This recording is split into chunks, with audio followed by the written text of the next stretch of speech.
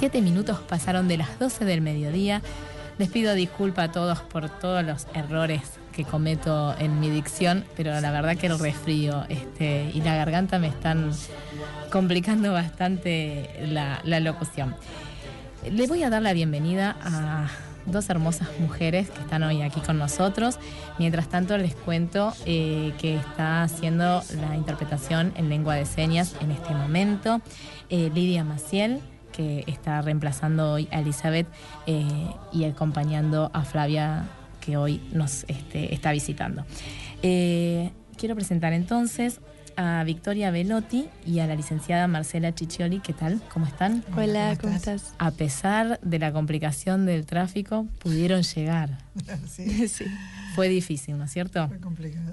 Bueno, ya están acá y ellos, en realidad, va a contar Victoria su historia de vida, que es sumamente interesante y creo que vale la pena compartirla con todos porque tiene una fuerza y una garra que realmente, recién dije que ella no pertenecía a esta asociación porque es de niños y ella ya no es ni niña ni mucho menos, así que realmente me parece muy interesante lo que tiene para contar y me refería a la licenciada Marcela Ciccioli, que más allá de ser su madre es la vicepresidente de APNES, que es la Asociación de Padres y Pacientes de Niños con Enfermedad de Stargardt, que ha hecho una ponencia maravillosa en este fin de semana en San Luis, en las 21ª jornadas de tiflología, sobre un tema que da mucho que hablar. Por supuesto está puesto en nuestro Facebook y en La Vida Especial TV de YouTube, su ponencia. ¿Se acabará la ceguera? Y digamos que estamos en vías. Estamos en vías. Estamos en vías. Obviamente no va a ser inmediato, pero estamos en un momento bisagra a nivel internacional en la investigación, donde empiezan a aparecer, después de muchísimo trabajo, caminos específicos por los cuales uno puede abordar el tratamiento de pacientes que eran absolutamente irreversibles y y situaciones de ceguera, inclusive de nacimiento. La mayor parte de las cuales son de origen genético. Al haber explotado prácticamente el conocimiento en el área de la genética y en la genética aplicada, estamos en un momento particular en el cual el objetivo central es trasladar el cuerpo enorme de conocimientos que se obtienen en el laboratorio a la clínica. Y estamos empezando a tener los primeros clinical trials con muy buen resultado en patologías que realmente no tenían absolutamente ninguna cura ni tratamiento. En muchos casos con recuperación visual importantísima. Entonces, realmente estamos en un momento bisagra. Este es el camino por el cual se va a llegar, no en forma inmediata, pero en muchos casos bastante rápido, al fin de la ceguera. Además hay otros canales de investigación muy interesantes habilitados. Victoria, contale a los oyentes en realidad tu maravillosa historia de vida. Bueno, gracias en primer lugar. Bueno, yo empecé con la enfermedad de Stargardt a los 7 u 8 años. Esta es una enfermedad que discapacita visualmente porque lo que hace es ir deteriorando la visión en detalle. Es decir, que nosotros los que tenemos Stargardt nos cuesta leer un libro, nos cuesta ver de lejos, por ejemplo, para parar el colectivo, pero dentro de todo nos movemos bien, por ejemplo, para caminar en la calle y demás. Igual dentro de todo también hay una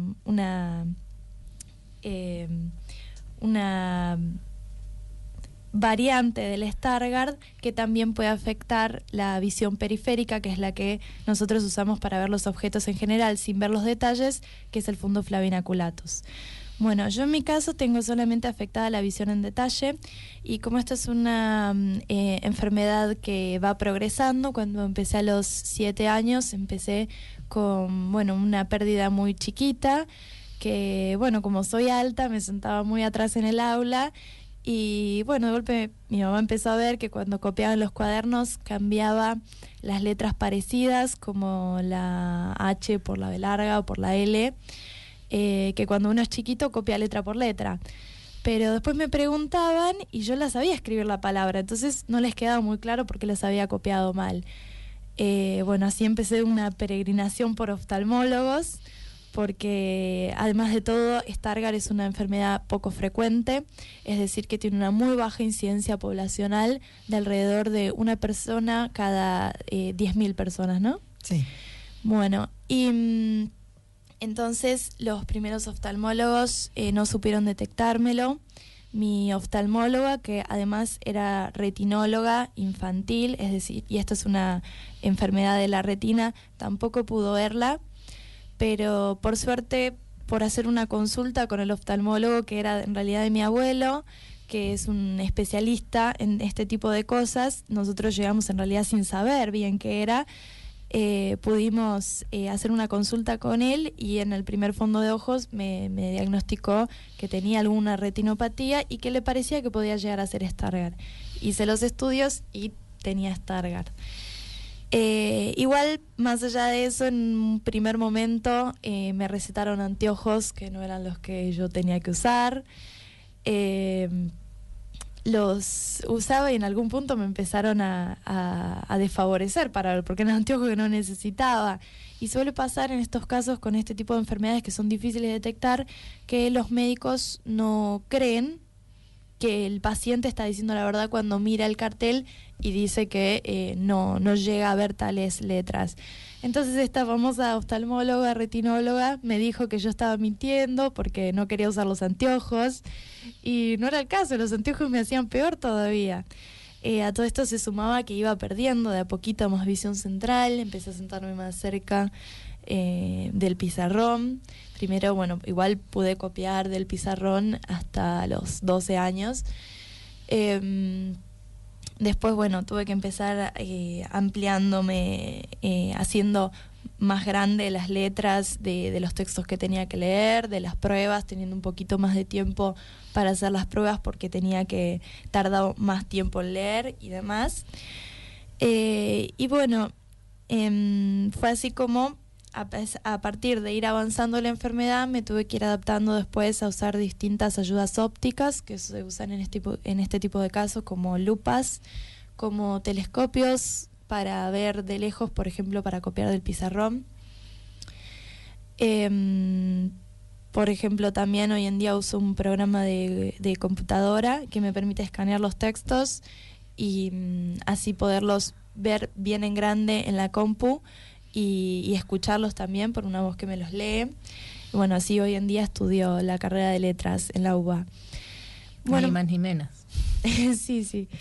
Pero bueno, con respecto a esto también estuve mucho tiempo, digamos, sola en el sentido de encontrar otra persona que tuviera la misma enfermedad que yo y que tuviera los mismos síntomas, ¿no? Porque no solo es una enfermedad rara en el sentido de que es poco frecuente, sino que también es rara porque los síntomas son extraños. La gente no entiende cómo vos caminás normalmente y después no podés copiar del pizarrón.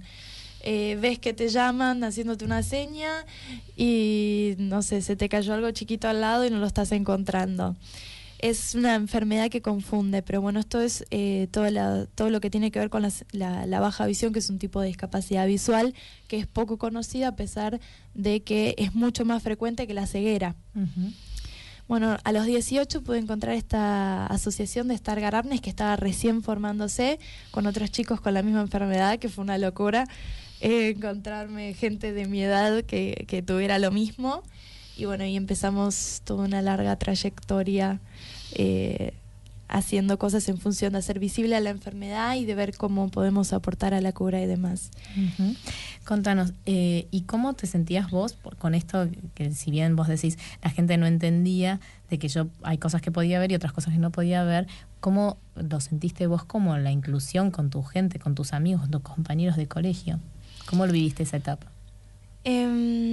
Con mis amigos del colegio muy bien, porque en general, bueno, el colegio dentro de todo me apoyó bastante. Yo hice siempre escuela convencional, nunca hice una adaptación a una escuela especial. Y no, me apoyaron bastante, digamos, el trabajo que suele hacer una maestra integradora, lo hacían, digamos, las maestras del colegio. Con mis compañeros muy bien, siempre se fueron adaptando a ayudarme con las cosas que necesitaba, ¿no? Sobre todo mis amigos Es muy gracioso que hoy en día mis amigos, no sé, por ejemplo, vamos a bailar y mis amigas miran algo que está lejos y comentan, y enseguida se dan vuelta y me cuentan qué está pasando y qué es lo que están comentando. Entonces es como que ya saben muy bien qué veo y qué no veo. Me ayudan justo en lo que necesito, no en lo que no necesito. Pero bueno, tiene que ver con eso de prestar atención a lo que... Prestar atención, sí, y a una persona que quiere uno sabe qué necesita y qué no necesita, ¿no? Uh-huh. Y así que en general no, siempre muy bien. Además uso anteojos de sol porque nuestra enfermedad, digamos, empeora con la luz del sol, y uso unos anteojos de sol pero que tienen un filtro especial. Y no, sí, siempre, por más de que por ahí era más chiquita, tenía 9 años y me molestaba tener que usar anteojos de sol en el recreo que nadie usaba. Bueno, esas cosas se van superando después. Es como que bueno, tengo anteojos de sol. Son cosas que uno va no era por así. Esnovismo, sino que claro. Vos ya eras fashion antes que surgiera esta cosa esta moda de usar lentes dentro de las habitaciones y todo eso, porque queda bien. Ella los usa, se usan filtros para adentro y filtros para afuera, uh-huh. Siempre por lo menos con 450 nanómetros, que es lo que filtra la longitud de onda de la luz azul, que es la que detona prácticamente la respuesta química que produce la pérdida de las células de la retina, que determina la enfermedad. Por eso es importante la detección precoz, es importante que se llegue rápidamente a un diagnóstico, porque realmente, si bien la enfermedad es progresiva y no tenemos en este momento una herramienta específica para detenerla, el uso de los filtros la hace más lenta. Y considerando que esto aparece en etapa escolar, porque aparecen chicos de 6, 7 años, es la etapa donde se inicia la lectura y demás, en muchos casos esto determina que no aprendan a leer y que en realidad no haya al no haber una detección de la enfermedad propiamente dicha, se empiezan a buscar caminos alternativos. No aprende porque no entiende, porque tiene alguna disminución de otro tipo de facultad, o tiene algún problema psicológico. O sea, es muy común escuchar decir, va a leer cuando quiera leer. No, va a leer cuando vea, cuando vea la letra que tiene que leer. Es decir, la realidad es que justamente el hecho de tener un diagnóstico muy estirado en el tiempo estropea prácticamente la escolaridad. Es decir, es imprescindible el diagnóstico, es imprescindible el uso de los filtros, porque no es solamente por una cuestión de comodidad, sino porque hace más lento la enfermedad. Y es imprescindible que tengan todos los apoyos ópticos necesarios. La verdad es que nosotros dentro de la asociación tenemos a todos los chicos estudiando en la universidad, obviamente con un gran sacrificio, porque las ayudas ópticas no hacen que vean como ve el resto. Pero independientemente de eso, están todos estudiando y tratando de armar su propio proyecto de vida. La alternativa es quedarse afuera en tercer grado. Uh-huh. Y eso es exclusión, sin atenuantes. Entonces, es imprescindible difundir, es imprescindible que la gente conozca los mecanismos de la baja visión, no solamente el caso de Stargardt, que es en general de origen central, digamos, o sea, que lo que está afectada es la visión central, pero hay otras retinopatías tanto o más graves, digamos, que afectan inicialmente la visión periférica y a lo mejor después el total de la visión y demás. Y todas estas patologías de retina producen baja visión. Y la entidad de la baja visión, propiamente dicho, es una entidad desconocida para la población. La verdad es que la gente que tiene dentro de la baja visión, los que tienen muy baja visión, se comportan como ciegos porque es una manera de poder abordar cierto desarrollo personal, y el resto hace el esfuerzo porque no se note. Es decir, trata de nivelarse al de la persona que ve normalmente y no ve normalmente. Entonces, puede hacer las cosas, pero con un gran esfuerzo y con un gran sacrificio. Obviamente, usar los apuntes de la facultad, que suelen ser fotocopias malas, significa que no se pueden ver con el magnificador. El volumen es muy grande, entonces es difícil seguirlo en la lectura porque se cansan. Es decir, hay que escanear todos los textos, pasarlos por un escáner especial que es un OCR que reconoce el texto, pasarlo a audio, hay que escucharlo, y esto con cada uno de los apuntes. Obviamente no es lo mismo que ir y leer. Y además, si la fotocopia es mala, Además el escáner lee mal y como el escáner no es inteligente, no entiende lo que tiene que decir. Es decir, que es muy... No procesa, el escáner no procesa. Entonces uno escucha uno punto raya porque no entendió la letra. Hay que poder estudiar con un apunte así. Sí. Obviamente para nosotros es muy importante difundir este tipo de cosas porque, digamos, si bien obviamente a través de la convención y a través de, digamos, de las leyes que tenemos, el tema de discapacidad se atiende en nuestro país, la bajada, cuando hay que usar específicamente las cosas básicas y elementales como son un texto escolar o un texto en la universidad, es realmente ardua. Y es imprescindible atender estos temas porque justamente la idea es insertar, que la gente pueda hacer su desarrollo personal a través de lo que eligió y que puede hacer. Necesita que la barrera no sea tan complicada y que la barrera sea una fotocopia realmente es una barrera manejable. Sí, totalmente. Además, la realidad es que hoy se está trabajando mucho desde las universidades justamente para hacerlo accesible, con lo cual la información de este tipo de diagnóstico, la verdad que es necesario que ellos cuenten justamente para poder bajar, como vos decís, esta línea a los profesores, y porque es normal y habitual el tema de las fotocopias de baja calidad. Entonces es lógico que ahí, digamos, es un doble trabajo o triple trabajo en este caso, como vos bien nos decías, y además que requiere mucho tiempo. Entonces obviamente no se puede, uno no puede responder de igual manera frente a un examen teniendo que leer un montón de fotocopias en mal estado, que obviamente no se puede hacer. Me interesaría, justamente como es el objetivo, poder concientizar sobre esta enfermedad. ¿Cuáles serían las alertas que los padres debieran tener en cuenta, independientemente de dar también la información donde conseguir contención, que es en la asociación que está trabajando sobre esto? Es fundamental atender, es decir, la copia en los chicos es el síntoma inicial. Es decir, obviamente, bueno, en el caso de Victoria sabía leer y escribir, o sea, había aprendido de muy chiquita. Entonces, en la práctica nos llamaba la atención que copiara mal porque sabíamos que sabía las palabras. A veces esto tarda más tiempo, porque si el nene está empezando a leer, a veces la baja visión aparece bastante antes. Suele tener bajones, escalones muy abruptos. Entonces, de golpe no ve y se cambia de asiento. Y de golpe no ve y está en el primer banco, ¿y qué hacemos? Y se para y va a mirar el pizarrón, y además esto desestructura en la clase, o sencillamente no está pudiendo prestar atención, entonces joroba y juega con los compañeritos y estorba en clase. Entonces muchas veces este tipo de cosas se identifican inicialmente como un trastorno de conducta, como un tema de conducta, es decir, se está portando mal porque no puede prestar atención, porque en realidad no ve lo mismo que está viendo el resto. Eso por un lado. Pero cuando empieza a haber esta dificultad de copia, en general, lo llamativo en estos casos es cuando las letras realmente, digamos, el aprendizaje de lectoescritura tiene que ver con, digamos, con el sonido de las letras y con la imagen que tiene esa letra.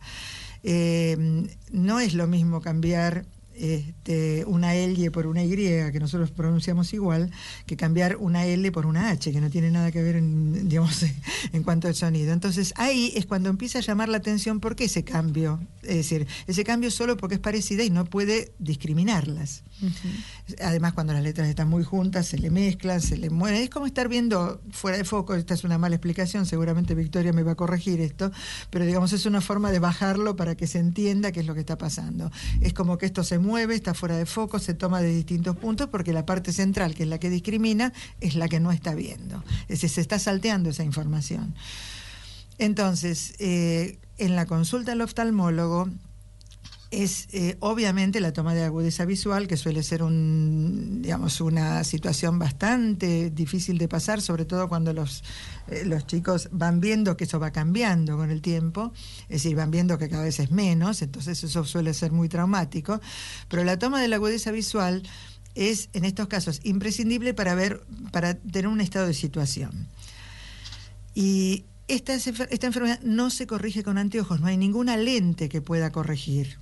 Entonces, obviamente, poner un anteojo suele distorsionar mucho más la visión.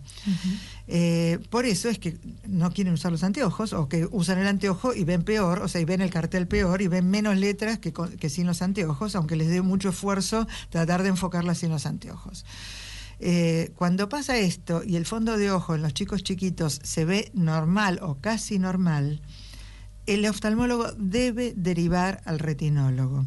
Es decir, hay una desproporción entre lo que puede ver, que debería ser lo normal para su edad, y lo que en realidad el fondo de ojo no le está indicando.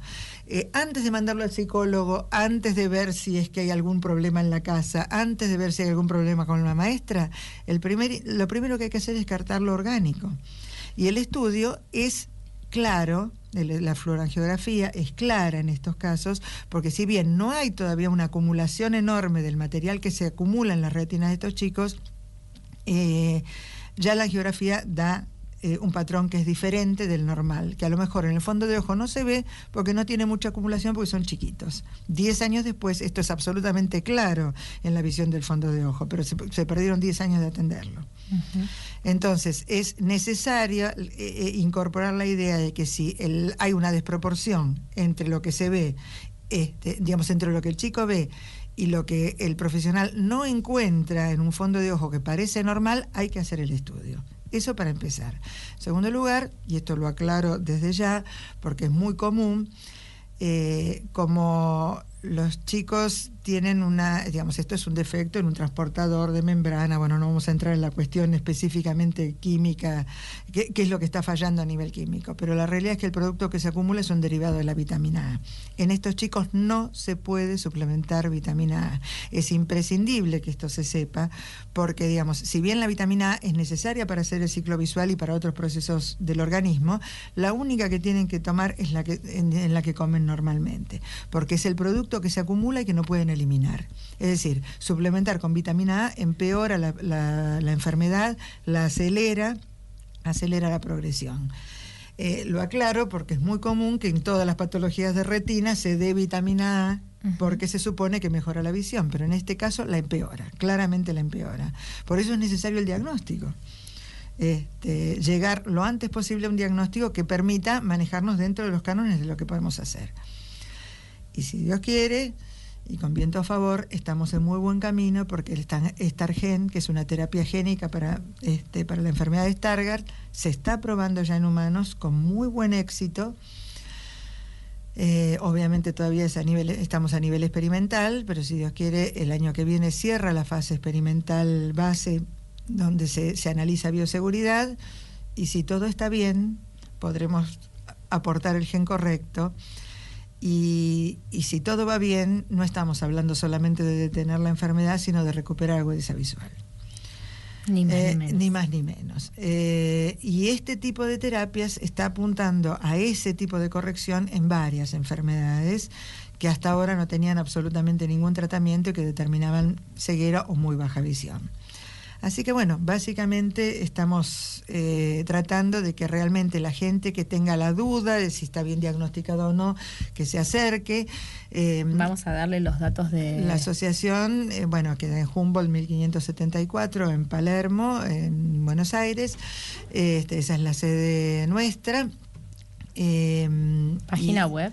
La página web es www.stargardt.com.ar. La dirección de mail es info@stargardt.com.ar. Voy a aclarar, Stargardt se escribe STARGARDT, es un nombre difícil, pero es el nombre del oftalmólogo alemán que la describió inicialmente.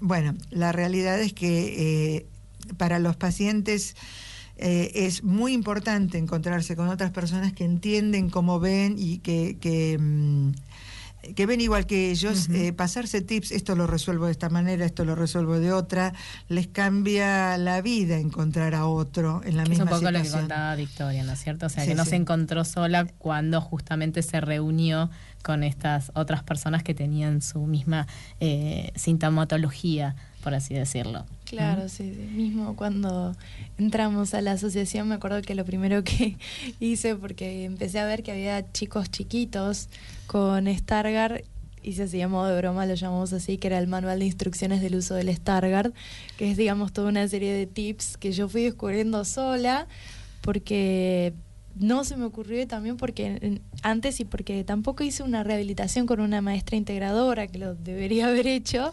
Entonces son, digamos, toda una serie de tips para manejarse con la enfermedad. Así que cada vez que entra alguno nuevo, le entregan el manual. Claro, que en realidad resuelve mucho, pues son cuestiones prácticas de resolución escolar, de bueno, cómo hacemos con los mapas, cómo hacemos con esto, es decir, qué pasa cuando no ve el pizarrón, cómo le explico a la maestra que aunque use el telescopio, con el telescopio no ve como si se hubiera puesto un anteojo. Muchas creen que bueno, usa la ayuda óptica, que es rara, que es distinta, pero que con eso Ya está, es lo mismo, igual. y no es lo mismo. Es decir, que hay que hacer una serie de cosas. La verdad es que justamente el hecho de ir a un rehabilitador visual en alguien de baja visión depende de que el médico le indique que tiene que hacer esto. Obviamente es obvio que alguien ciego o con muy baja visión requiere adaptaciones especiales y que alguien le enseñe a manejarse. En el caso de los chicos con Stargardt, y sobre todo si por ahí la variante no es tan terrible inicialmente, esto no surge naturalmente. Es decir, si el médico no le dice tenés esto y hay que manejarlo de una determinada manera, no se te ocurre.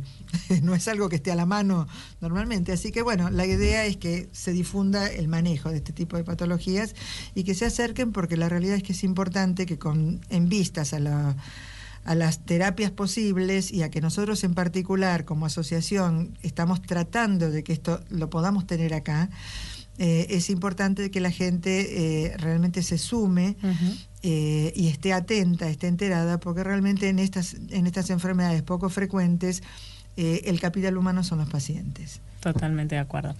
Para cerrar y antes de despedirla, creo que tenemos una propuesta para el 2013. Sí. ¿Cómo es, Victoria? Bueno, estamos lanzando con Stargardt Apnes y Retina Argentina, que es otra asociación que nuclea a todas las patologías, y no solamente que afectan a la retina, sino que causan baja visión y ceguera, que bueno, queremos el año que viene declararlo el año del derecho de los niños a ver el mundo, justamente en función a todas estas terapias nuevas que están surgiendo para la visión, y en función a todas las campañas de visibilización que estamos haciendo para la baja visión y para la prevención de la baja visión y la ceguera, porque la discapacidad visual es la discapacidad que menos prevalencia tiene y que además de todo tiene un 80% de posibilidades de prevención. Así que imagínense. El 80% de la ceguera es prevenible, estamos baja hablando visión. de esto. Hay que trabajar en eso. Hay que trabajar, hay mucho que trabajar. Seguramente. Muchísimas gracias a las dos por compartir estos minutos con nosotros, y a vos, Victoria, por contar tu propia historia, que seguramente a muchos ayudará del otro lado. Nos vamos a estar viendo, Marcela, porque hay mucho para seguir difundiendo y hablando. Para todos aquellos, como dije, están en nuestra página web y en YouTube la ponencia de Marcela, pueden allí consultarla. Muchísimas gracias. Gracias a vos. Estábamos dialogando con Victoria Belotti y la licenciada Marcela Ciccioli sobre Stargardt.